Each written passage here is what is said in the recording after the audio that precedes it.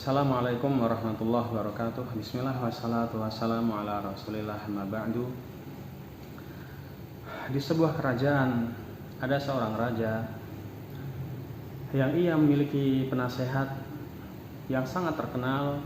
Penasehat tersebut selalu mengatakan al khairu khairatullah, bahwasanya yang baik, yang terbaik adalah apa yang dipilihkan oleh Allah. Apa yang terjadi itulah yang terbaik menurut Allah. Kemudian dalam suatu keadaan sang raja tersebut memutuskan untuk berperang.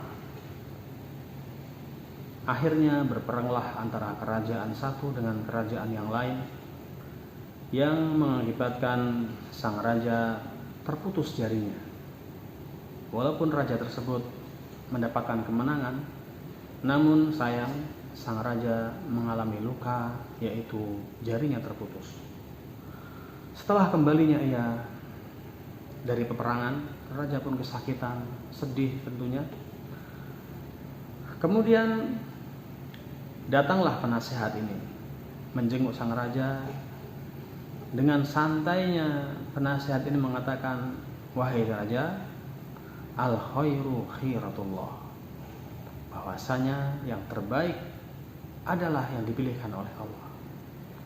Spontan sang raja yang merasakan sakit yang luar biasa karena jarinya terputus dinasihati dengan kata-kata yang seakan-akan menyobek hatinya, bahwasanya jarimu terputus itu yang terbaik. Seakan-akan sang raja berpikiran seperti itu.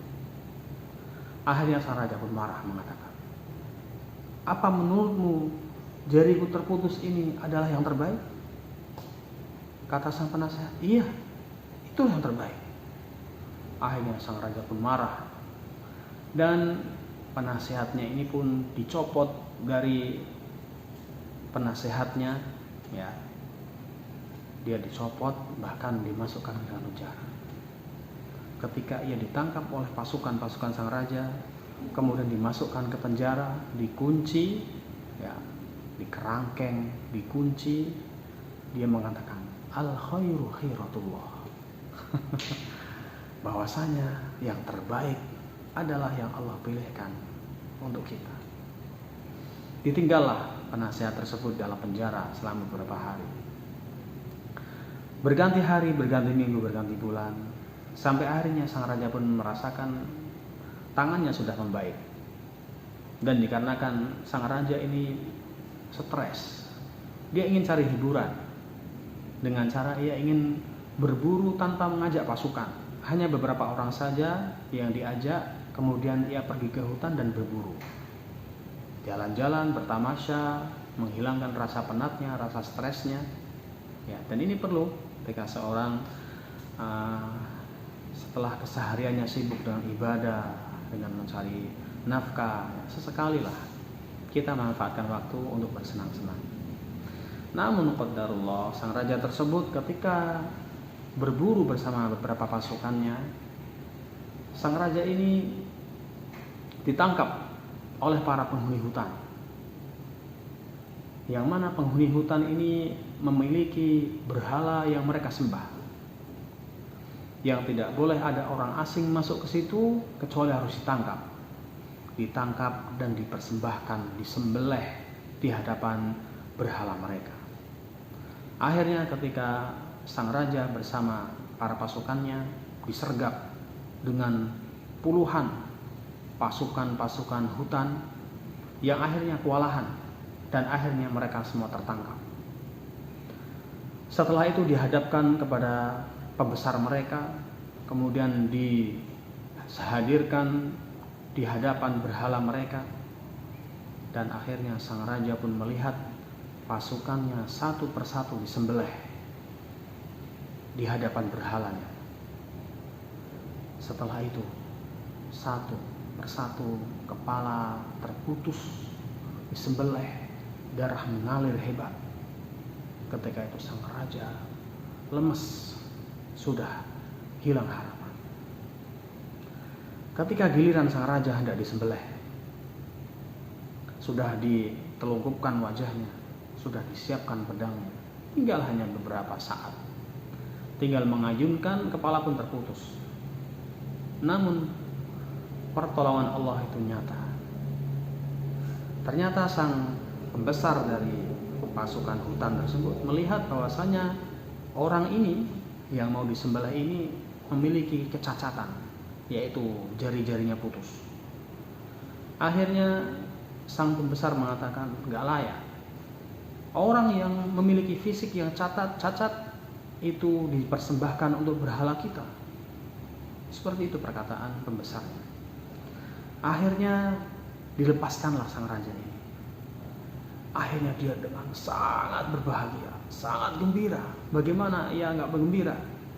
Nyawanya hampir nyaris hilang, hampir pindah alam ya. Namun tidak terjadi semua itu dikarenakan jarinya terputus, yang menjadikan ia teringat kepada penasehatnya dulu, bahwasanya jari yang terputus itu adalah hal yang terbaik. Andaikan jarinya sempurna, pasti dia sudah disembelih di hadapan berhala itu. Akhirnya sang raja pulang ke kerajaannya. Kemudian pertama kali yang ia cari adalah penasehatnya. Ia cari, ia datangi ke penjaranya, bahkan dibukakan olehnya. Kemudian dipeluknya penasehatnya dengan mengatakan, ada apa ini wahai raja? Tiba-tiba engkau datang, membukakan pintu, kemudian memelukku. Ada apa gerangan? Sang raja pun bercerita, sungguh perkataanmu sangat benar, bahwasanya al-khairu khiratullah, bahwasanya kebaikan adalah apa yang Allah pilihkan untuk kita. Ayah, bagaimana itu?